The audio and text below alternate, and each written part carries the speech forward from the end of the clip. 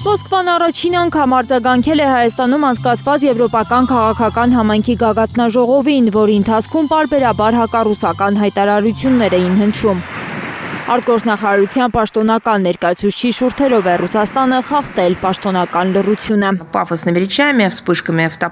Պաթոսային ելույթներով, տեսախցիկների լուսարձակումներով, հյուրախաղերով Հայաստան գնացած եվրոպացիների զբոսանքներով, անգամ վազքով լցված քաղաքական շոուն շղարշ էր, որ Բրյուսելը, Փարիզը, մյուսները փորձում են վաճառել Հայաստանին նախընտրական շրջանում։ Սախարովան հղում անելով եվրապաշտոնյաների այն հայտարարություններին, որ իրենք պատրաստ են օգնել Հայաստանին նախընտրական շրջանում, պնդում է, որ Բրյուսելը միջամտում է Հայաստանի ներքին գործերին։ Եվրահանձնաժողովի նախագահ ֆոն դեր Լայենն էր Երևանում կրկնել իրենց պատրաստակամությունը հիբրիդային սպառնալիքների եւ ապատեղեկատվության դեմ պայքարի համար փող տալ Հայաստանին։ Եվրապաշտոնյաները հիբրիդային սպառնալիքների ծրագրեր ունենալու համար Ռուսաստանին են մեղադրում։ Если это не очередной пример прямого вмешательства во внутренние дела, то что же это тогда? Եթե դա ներքին գործերին ուղիղ միջամտություն չէ, ապա ինչ է։ Կարծում եմ եզրակացությունը այստեղ ակնհայտ է։ После прочтения текста итоговой декларации Այդ գագաթնաժողովում ընդունված հռչակագիրը կարդալուց հետո պարզ է դառնում, որ Հայաստանի Հանրապետությունը այդ երկրի ղեկավարության համաձայնությամբ ներքաշում են օտար չափանիշների եւ մեխանիզմների մեջ, ոչ թե եվրոպական, այլ ագրեսիվ եվրոատլանտյան մեխանիզմի մեջ։ А именно вот этим вот, агрессивно-евроатлантическим.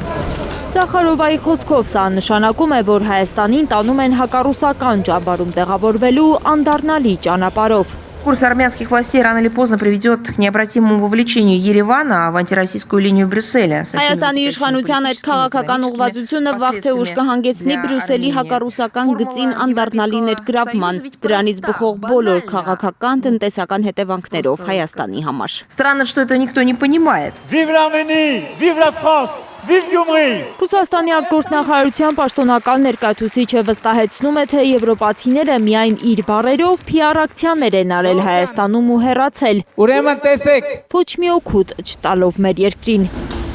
Օդում կախված հարց էր այս օրերին, թե ինչու Հայաստանը չի հայտարարել Եվրամիության անդամակցության համար հայտ ուղարկելու հնարավոր ժամկետների մասին։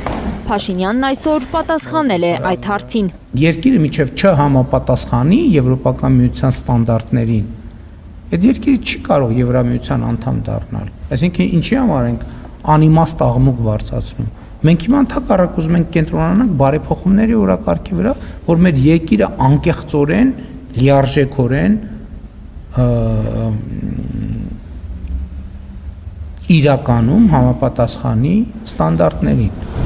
Արդեն գրեթե 4 տարի Եվրամիության անդամի թեկնածու Ուկրաինայի ղեկավարի այցը Երևան նույնպես սուր է ընկալել Ռուսաստանը։ Зеленский воспользовался подобной непостижимой. Զելենսկին օգտվել է Հայաստանի ղեկավարների անհասկանալի քաղաքավարությունից, որպեսզի փորձի դուրս գալ քաղաքական մոռացությունից։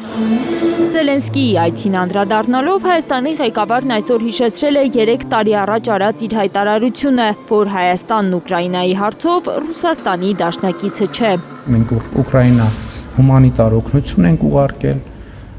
եւ ես ասել եմ, որ Ուկրաին դեռ գիտեք երբ եմ ասել դա, կամ 22 կամ 23 թվին, չեմ հիշում, ասել եմ, որ Ուկրաինայի հարցով մենք դաշնակից չենք Ռուսաստանի։ Եվ դուք գիտեք, որ թե Ալմաթայի հռչակագիր ինչ կարևոր եւ սկզբունքային նշանակություն ունի։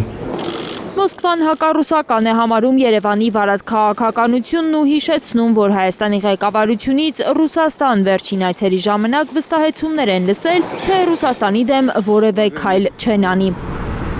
Սախարովան արձանագրել է, որ Երևանը չի պահում իր խոստումները։ Լիլիթ Սարգսյան, Արմեն Ապրեսյան, Հայլուր։